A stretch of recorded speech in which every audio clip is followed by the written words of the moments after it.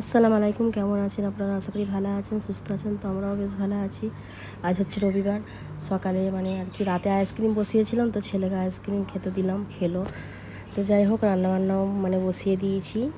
তো পুরো রান্নাবান্নার কাছে কিছুই ভিডিও করিনি। ভিডিওটা অনেকটাই ছোট, অবশ্যই আপনারা দেখবেন, দেখে লাইক করবেন আর সাবস্ক্রাইব করতে একদমই ভুলবেন না, কারণ আমার পরিবারে এখন কোনো সদস্যই হয়নি।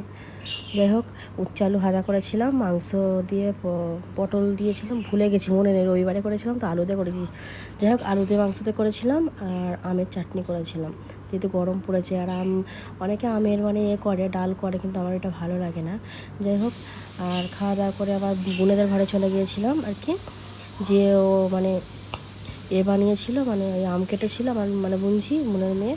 তো সবাই বসে খাচ্ছিলাম আর কি, আরও সব বাঙালি ছিল।